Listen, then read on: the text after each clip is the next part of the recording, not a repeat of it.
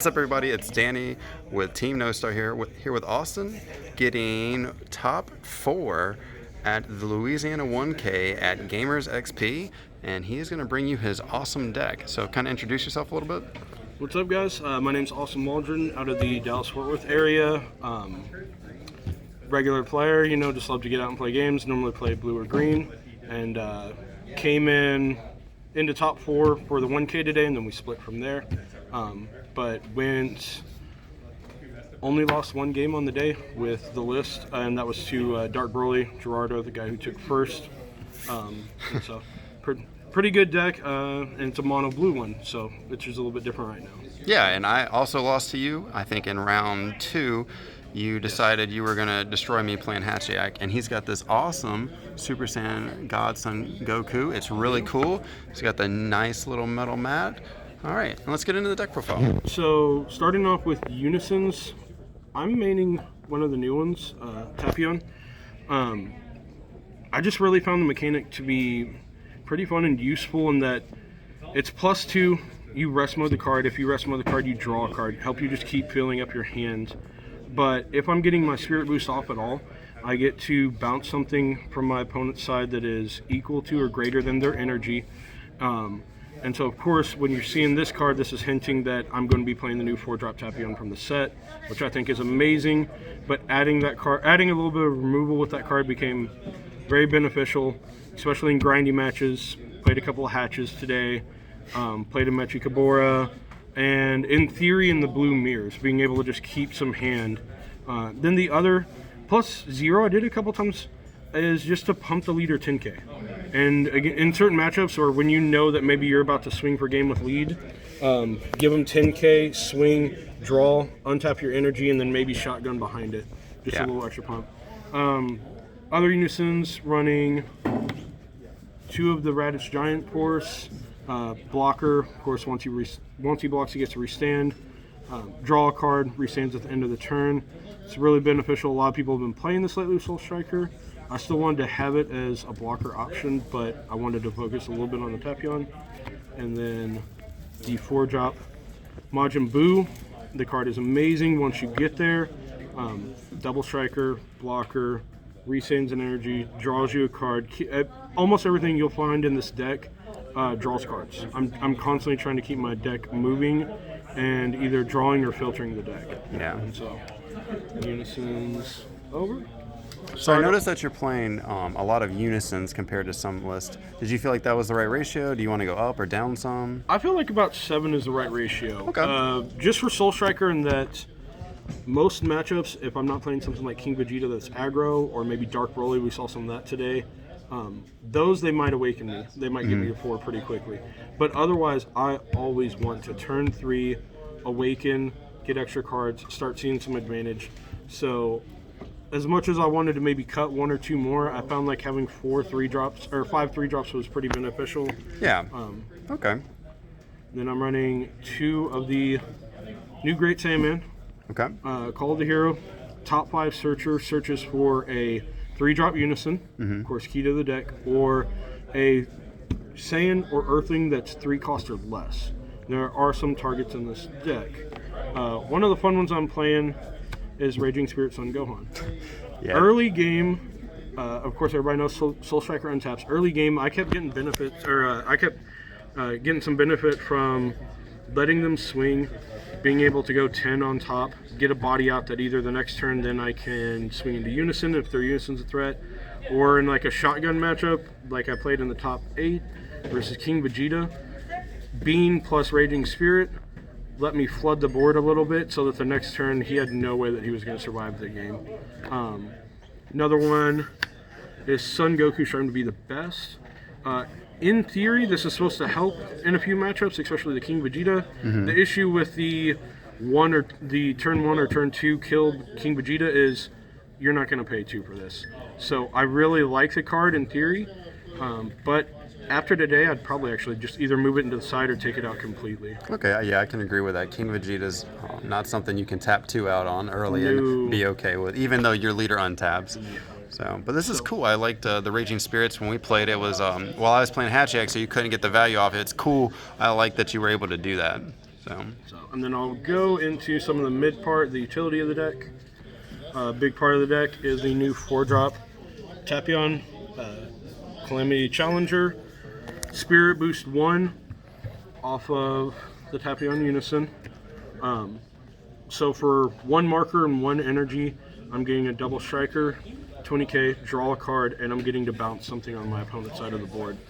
Sadly, blue loves to bounce cards most of the time more than anything else, so it's tough in some matchups, but it's really beneficial sometimes of just you give them a boss monster back, but you know that it's coming. So it lets you know some of your options that you're looking out for. But it also, I had a couple times today people asked me, they thought it had unique. It doesn't. So yes, I can only do it once a turn, but if they don't get rid of it or deal with it, I would have 2 or 3 turns in a row that I keep playing them.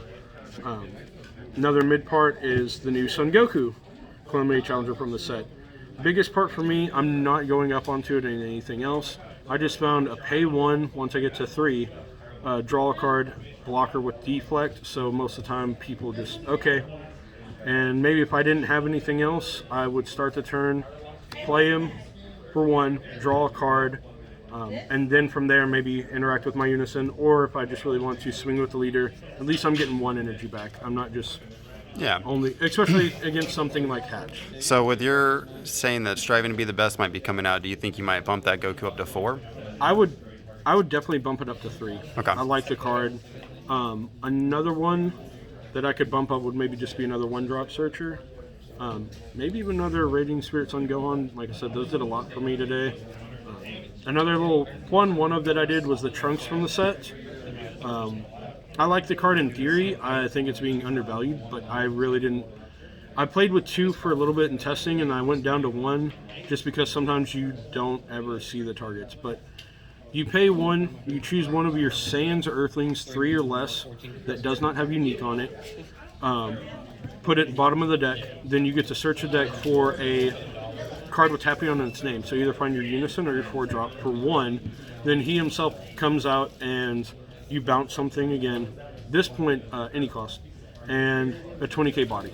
So just another pay 1, get a body up for 20k, find your 4-drop, trigger these 2 together. You get 2 nice plays for 2 energy.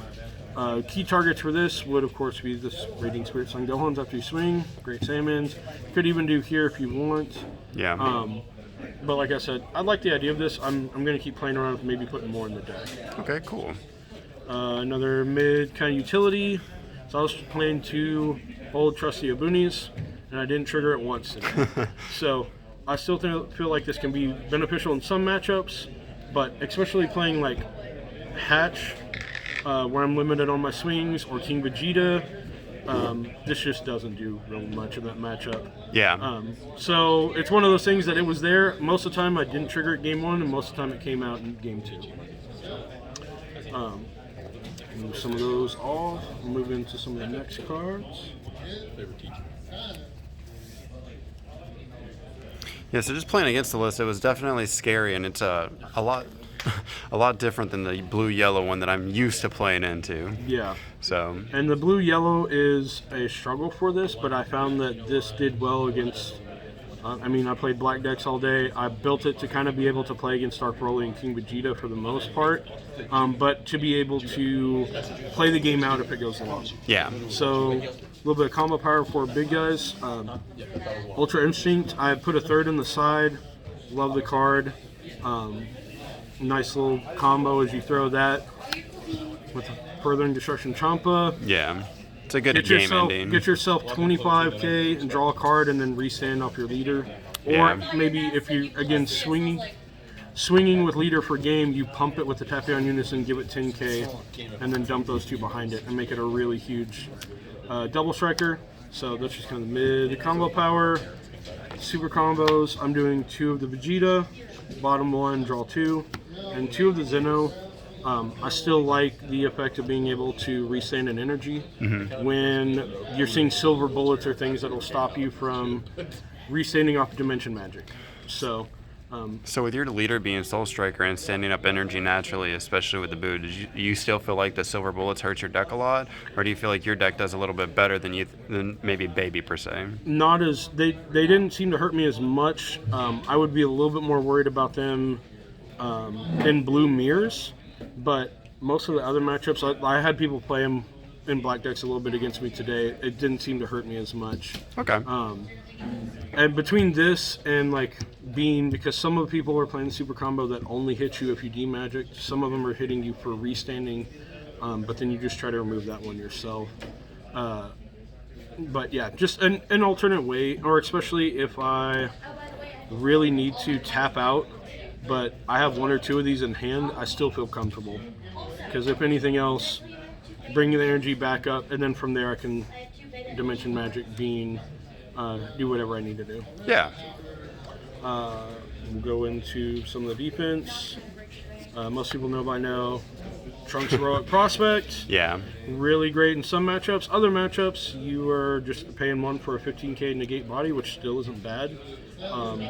I still find this really beneficial against a lot of decks, because we have a lot of decks right now that play cards that go above their natural energy. This is troubling though, because of course it's not live until turn 3. So there are some games that even though I'm like, hey, it's a negate, it just ends up either being combo power, or I would charge this, and then later in the game I would Zeno super combo and try to pick it up. Okay. So, of course, God Sealing. Yeah. If you're playing blue, you're playing 4 of them. The strongest cards in the game right now. Sure, it gives the card back to him, but against a lot of the boss monsters that people play 3, 4, 5 for, or they're playing their last swing for game, you want to play this. And I felt a little bit of extra protection because I would normally hold these, and I got more value out of playing Dirty Burst regularly today. Yep. So I was playing the Gogeta Hatchiak and would get his Unison down, and then I thought I would be safe, and he Dirty Bursted me, and it was not very fun. The card came out of nowhere. This card is disgusting. Yeah, the new 8-drop Gogeta. Some of the plays that Black has, Sin Shinron, if you ever still see the yellow, I've seen some people talking about playing that again. Even in the blue mirror at times, being able to play this against certain cards. One of the last tournaments here, I played a teammate towards the end of the rounds. He went into the Android 17. I responded with this.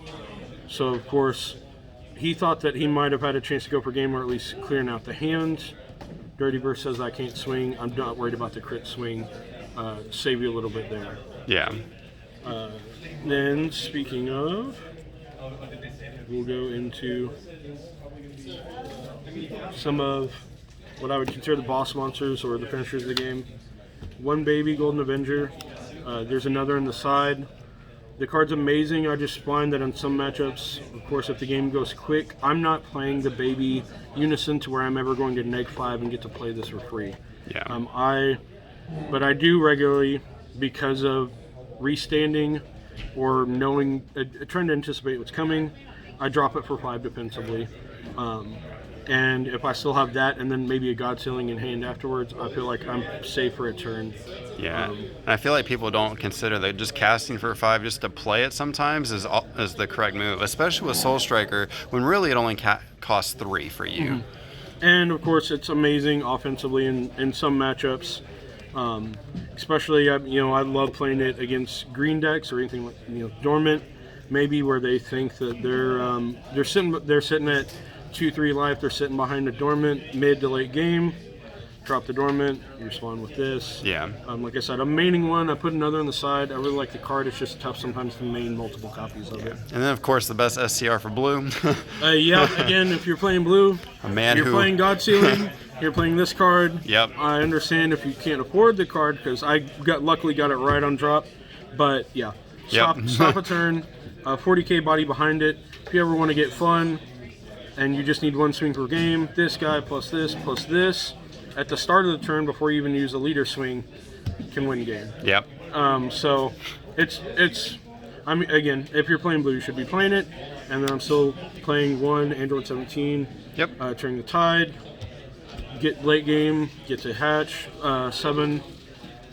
energy, and you kind of, if you have a board at all, or especially with blue where you play through your unisons, get this guy out, then maybe, use a few different ways to draw cards, plus off my unison, anything like that. Yeah. But you drop him, empty the hand, swing with him first for the crit swing, because most of the time, if you're getting to turn 7, your opponent's already at 2 or 3 life. Yeah. Or at a spot where you can do this and maybe you don't finish the game there, but obviously you've left them with little to no targets to play the next turn. Going along with it, Yep. kind of a similar fashion, Blue Shrouded. Your second SCR. Second SCR, when you're not playing the Blue Mirror, this is one of the best cards there is. When you're playing the Blue Mirror, you don't ever play this unless you're able to get rid of that unison first off. But again, in like black matchups, green matchups, grindy matchups, I feel like it's an amazing card. Yeah. And we'll finish off with one Secret Identity Mist. Saying I'm playing, of course, another on the side because blue struggles with removal. Yeah. But again, I think most people know. Help me warp the board, and then I can use that as a big body to swing, or dump cards behind it. Dealing with swinging per game or swinging at a boss monster that I might not be able to clear by myself. Yeah. Then finish up with the negates and the utility. Dimension Magic at 3. And yes, 3 does fine because I have negates. Nothing else. Your Dirty Burst seconds as another negate. Yeah. 4 Senzu Bean. 1 Shield Army's reinforcements for the take a life and attempt to take out 2 swings. The only issue is, of course, quite a few times today I would play it, then immediately somebody would warp or get rid of the blocker, but it's still something they have to deal with, or most of the times it does protect you on 2 swings. Yeah. And then because I have free energy all the time, my favorite card in the game. Yeah, Saiyan Instincts. I mean, it makes so much sense in this deck. And it's why this plus the Tapion draw and the Goku blocker draws, those free little extra draws, and kind of built into some of the new cards, are why during most games I was regularly sitting between 10 to 15 cards in hand. Yeah, I know against me you had like 15, 16 cards in hand religiously, and I'm a hand control deck. Yeah, and so it's completely necessary versus green, but against a lot of other matchups, it helps me. It feels dumb at times because I feel like I am just digging for answers. Yeah. But sometimes that's what you're doing with blue, and I think a lot of people know with the blue Soul Striker, you're playing mid to long games. And so even a couple of times I would get into games and we would speed up through the first couple of turns, but yeah, you're playing longer games. And then we'll go just into what I cited for today. Some of this would definitely change. Sideboards are always fun. You build it and then you don't see what you were worried about. But 1 extra Secret Identity, 1 Fighting Against Fate, Bardock. I cited in both of these versus King Vegeta on the top because I'm burning so many cards that I just want to see 1 Overwhelm, especially one of these, to clear their board and then try to swing back at them for game. Yeah. And it's just good utility. Like I said, you're regularly mixing through and kind of filtering the deck that I pretty often can overwhelm and then a turn or 2 later overwhelm again. Yeah. 1 Jiren, in case I saw Blue Mirror and was anticipating 17, or anything else that might make you get rid of your hands. Okay. And for a little green protection, try to put in Deborah Ritual at Hand. Yeah. I didn't play any green today, so I didn't end up needing it. Wasn't a big deal, but of course, with like we're talking about Soul Striker, you normally have plenty of energy. It's very easy to get it off. Yeah. 1 Mafuba for extra negate and things you can't deal with. Mm-hmm. Because again, blue sometimes is limited its removal. I always love maining 1 or 2 Mafuba to get rid of. Again, you have a way to get rid of something through barrier or something that you can't deal with on your own. Yeah. 1 extra of the Ultra Instinct. Kamehameha, 1 extra of the Children Army token. And then I cited 2 of the Intoxicated by Justice. Okay. To try and deal with some of the silver bullets. Did you feel like that worked out, or? I got it off a couple times in the black matchups. It wasn't as big versus red, because a couple of times he would play the silver bullet, but then he would go into Belmont, or he would go into something and just get rid of the bullet himself. He was kind of playing the bullet to bait me for a play or two, but then he'd get rid of it. Yeah. But again, if nothing else, it's an extra negate. But I think it's worth it. And then speaking of, I'm playing 2 of them myself in case I saw the blue mirror. Because again, that can be one of the worst matchups, grinding matchups. Extra baby. Energetic Frenzy Kefla is a card that I really like, and I was playing in the main for a little bit because of like the Gohans and other things if I can build a board. But I thought going into this, I just couldn't fit it in the main. Yeah. And like I said, 1 extra of the new trunks. Okay. This could probably go in. This and maybe 1 more little Earthling instead of the Striving View West. Gotcha. Well, it's a pretty cool deck. I know playing against you personally, this deck, is very good. So what kind of shout-outs do you have to give, Austin? I'll shout out to Chris Anderson, formerly Spiral Maui, now TCG Metals for the Metal Leaders. Great guy to look up on Facebook. For my locals, Epic Cards and Games in Hearst. DFW community, always come out and find us, and come out here to Gamers XP next time if you want to win some money or if you want to see what I'm playing next. But they normally have a good turnout here. Great shop. It's a lot bigger than I first anticipated the first time I got here, and it's always a great time playing here. So. Yeah, so big shout outs to Gamers XP. These are the mats they give for Top Cut. They are amazingly beautiful. It's a big spot. Yeah, this was the one for, we split top, but I got the winner because I was first last time. And I took second today. Yep. All right, well, thanks, Austin, and have a good night.